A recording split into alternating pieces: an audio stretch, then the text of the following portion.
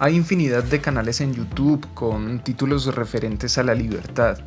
Personas que en las calles y en todas partes hablan de libertad, que la verdad nos hará libres o la fe nos hará libres o peor aún, que el dinero nos hará libres.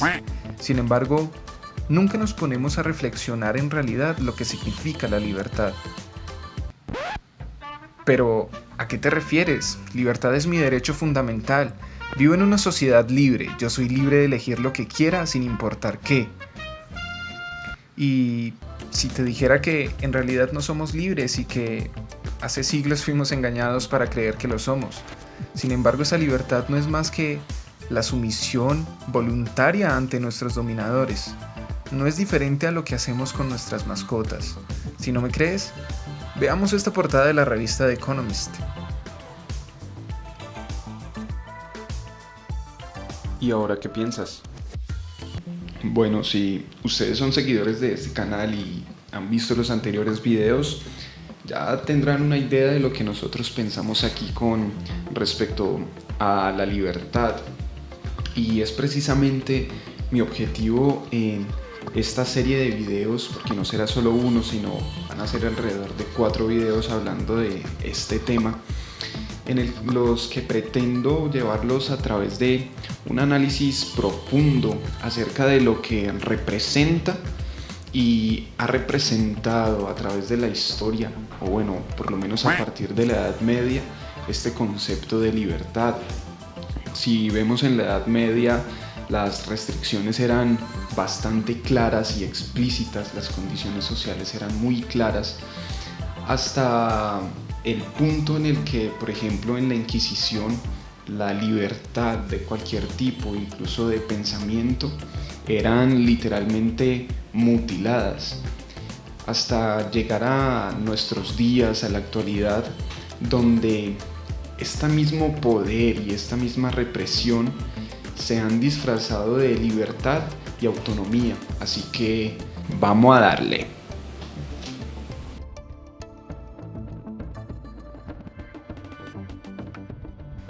Durante el medioevo, las condiciones de vida eran claras. El gobierno de la fe no daba espacio para lo diferente. Si nacías campesino, eventualmente morirías campesino. Si eras esclavo, como tal vivías y morías. Si eras un burgués ya bien entrada la Edad Media, tenías un poco más de posibilidades de ascender en la rígida pirámide social feudal, casándote con la hija de un barón o un conde, para que así tuvieras la posibilidad de heredar dichos títulos y las tierras que eran la fuente de riqueza en aquella época. Cuando se hablaba de libertad en el medioevo, se hablaba del libre arbitrio que tenemos los humanos, es decir, la capacidad de hacer el bien o el mal. Agustín, uno de los pensadores más reconocidos en esta época, decía que sin la esencia de la libertad no existirían las acciones buenas y malas, las cuales derivan precisamente de la libertad a la que tenemos derecho los seres humanos.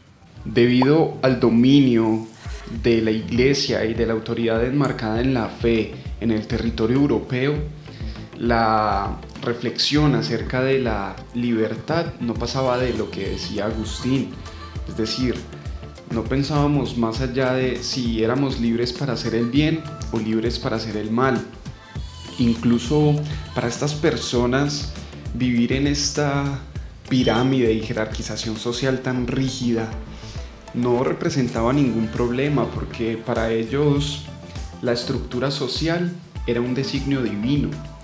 Para esta gente, el poder que tenían los gobernantes era provisto por Dios y a la vez avalado por la misma gente.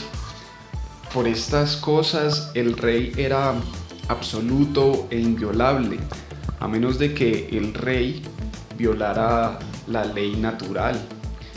En otras palabras, cuando una persona era rey en dicha época, adquiría ciertos compromisos.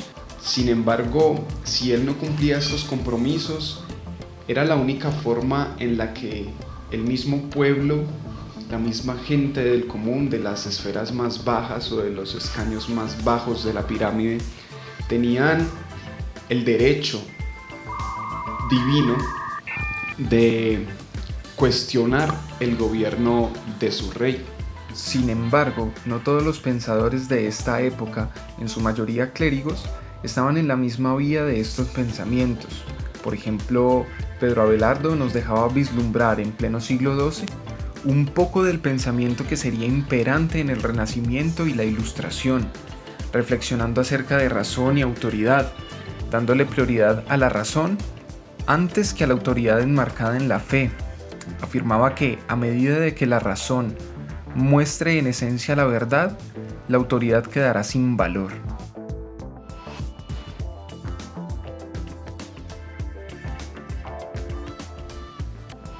Ya en el siglo XV, Europa había sido víctima de varios cambios. Los pensamientos de Pedro Abelardo fueron bien recibidos desde su surgimiento, teniendo una gran explosión en los siglos posteriores. La reforma luterana, la fragmentación estatal europea y todos estos cambios y otros más impulsaron nuevas formas y sistemas económicos, dando lugar al capitalismo y la burguesía y también al mercantilismo. A partir de este punto, las cosas con respecto a la libertad se empiezan a complejizar. Con la entrada de los discursos humanistas a Europa, se empezó a atacar la autoridad basada en la fe, dando fuerza a la idea del humano libre que había sido arrebatada por los reyes absolutistas, quienes en ocasiones eran llamados tiranos, debido a la constante privación de los derechos civiles. Podríamos decir que el surgimiento del humanismo y de otras corrientes como la neorromana y el liberalismo clásico no era más que el intento de los capitalistas burgueses de sacudir un poco la pirámide social con el fin de quedar ellos en la cúspide. Cuando hablamos de libertad en el Renacimiento y la Ilustración, podemos ver cómo dos corrientes forjaron un ideal de libertad. Estas corrientes son el neorromanismo y el liberalismo clásico. Según los neorromanos, el fin de los gobiernos es, o debería ser, la tranquilidad del pueblo en el disfrute de sus derechos sin presión ni opresión de sus gobernantes o conciudadanos. Lo que buscaban estos neorromanos era suplantar la monarquía por una república al estilo de la antigua Roma. Si para los neorromanos el modelo a seguir es el de una república con condiciones para el autogobierno, este debería regirse por el valor de la libertad, no solo de los individuos, sino también el Estado mismo. Para ellos, un Estado libre es una comunidad en la que las acciones del cuerpo político son decididas por la voluntad de sus miembros en conjunto. En este modelo, el cuerpo político apela al interés público para definir sus leyes. Es aquí en donde marca su gran diferencia con el liberalismo, que crea una disociación entre el cuerpo político y el resto de la población, debido a que se apela al interés individual en todo momento. John Milton sostiene que un pueblo solo puede ser libre si se somete solo a aquellas leyes que elija por sí mismo. Según el psicólogo social Skinner, dejamos de ser libres si caemos en un estado de dependencia o sujeción, tal como nos pasa ahora, que implica el riesgo de ser privado de la vida y de la libertad mediante el uso de la fuerza o la coacción por parte del gobierno. Para el resguardo de la libertad, los neorromanos pensaban en la configuración e implementación de un sistema político en el que la promulgación de leyes repose en los hombros del pueblo o los representantes elegidos para esa labor. Sin embargo, se da mayor importancia a que todos los miembros del cuerpo político estén sujetos al imperio de las leyes y reine de esta forma un imperio de la justicia, y así privar a los gobernantes de todo poder de coacción que deje a los ciudadanos en una condición de dependencia y por ende una condición de esclavitud. Para nadie es un secreto que hoy en día no vivimos en una república neorromana. Finalmente e infortunadamente, el discurso liberal y el proyecto moderno de libertad fueron los que se impusieron. Se impusieron a base de sangrientas revoluciones que fueron arrebatando paulatinamente el poder a los monarcas y también a la iglesia.